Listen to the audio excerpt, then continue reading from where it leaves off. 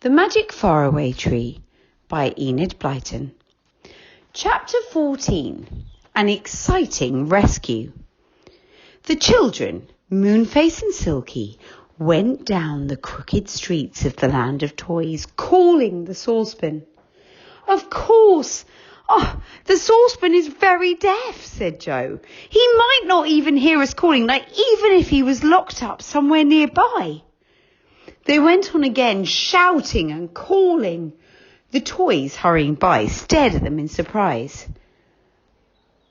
"Why do you keep calling? Saucepan, saucepan?" asked a well-dressed doll. "Are you selling saucepans or something?" "No," said Joe. "We're looking for a friend." Just then, Silky heard something. She clutched Joe's arm. "Shh," she said. "Listen." Everyone stood still and listened. Then floating on the air came a well-known voice singing a silly song. "2 trees for a teapot, 2 spoons in a pie, 2 clocks up the chimney, high tiddly high." "It's Saucepan!" cried Joe. "Nobody but Saucepan sings those silly songs. Where is he?" They looked all around. There was a toy soldier fort not far off, but of course much bigger than an actual toy fort would be. The songs seemed to come from there. 2 mice on a lamppost, 2 hums in a bee, 2 shoes on a rabbit, high tiddly hee. Joe laughed loudly. "I never knew such a stupid song," he said. "I can't imagine how old Saucepan can make it up. It's coming from that fort." "Then that's where he's locked up." Everyone looked at the red-painted fort. Soldiers walked up and down it. A drawbridge was pulled up so no one could go in or out. When a soldier wanted to go out, the drawbridge was let down and the soldier stepped over it. Then it was pulled up again. "Well, Saucepan is definitely in there," said Moonface. "And by the way, don't call to him, any of you. We don't want the soldier guards to know that there are any friends of his here. Or else, well, they will just simply guess that we want to rescue him." "Oh, but do let's try and let him know we're here," said Beth. "He'd be very glad, as he must feel so worried and unhappy." I know a way of telling him where we are and that we're here, without anyone guessing that we're friends of his," said Joe suddenly. "Listen." He stood and thought for a moment. Then he raised his voice and sang a little song. 2 boys in the high road, 2 girls in the street, 2 friends feeling sorry, tweet, tweet, tweet, tweet, tweet. Everyone roared with laughter. "Oh, that's very clever, Joe," said Rick. 2 boys, well, Saucepan will know that's you and me. 2 girls, well, that's Beth and Franny. 2 friends, Silky and Moonface. Oh, Saucepan will know we're here." A terrible noise came from the fort. A clanging and banging and clanking and crashing. Everyone listened. "Oh, well, that's old Saucepan dancing around to let us know he's heard and understood," said Joe. "Now, the thing is, how are we going to rescue him?" They walked down the street, talking, trying to think of just some good way to save poor Saucepan. They came to a clothes shop. In it were dolls' clothes of all sorts. In the window was a set of sailors' clothes too. Joe stared at them. "Now, I wonder," he said. "I just wonder if they've got any soldiers' clothes. Moonface, lend me your money bag if it's got any money in it. Would that be okay?" Moonface put his money bag in Joe's hand. Joe disappeared into the shop. He came out with 3 sets of bright red soldier guards' uniforms with big black helmets. "Come on," he said in excitement. "Come somewhere where we shan't be seen." They all hurried down the street and came to a field where some toy cows stood grazing. They climbed over the gate and went behind the bushes. "Rick, see if this uniform will fit you," said Joe, handing something out. "And I'll put this one on." "But Joe, what are you going to do?" asked Beth in surprise.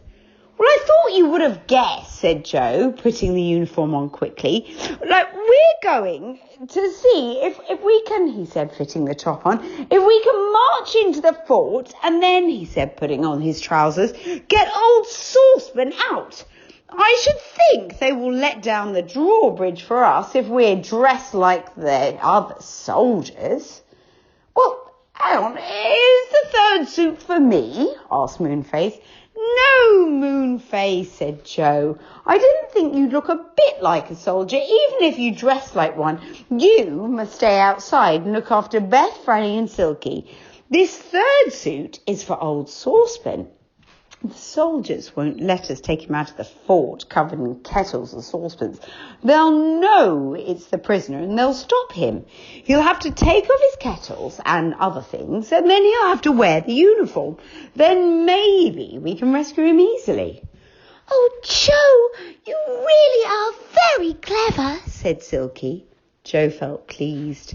He buckled his belt, put on his black helmet. Oh, he did look impressive, and so did Rick. "Now we're ready," said Joe. "Moonface, if by any chance Rick and I are caught, you must take the girls safely back to the tree, okay?"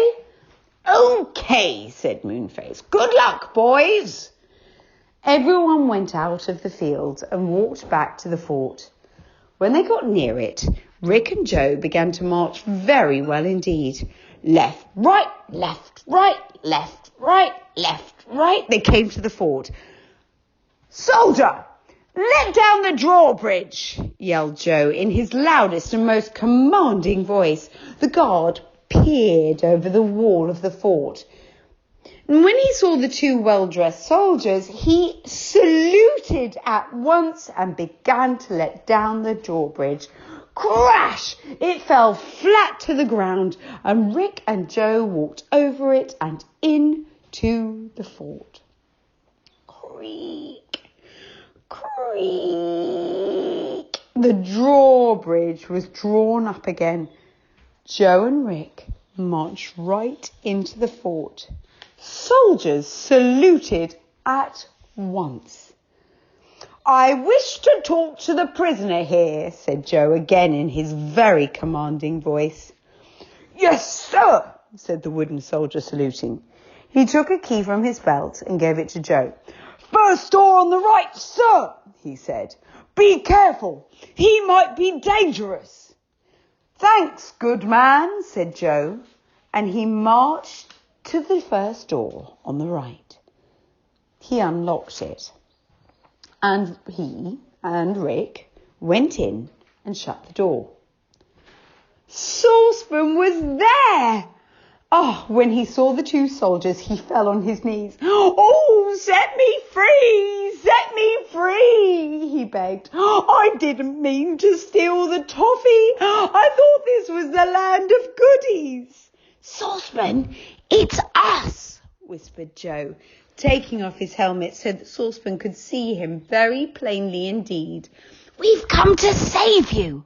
Put this uniform on quick." "But, oh, no, hang on, what about my kettles and saucepans?" said Saucepan. "I can't leave them behind." "Don't be silly. You'll have to," said Joe. "Quick, Rick, help him.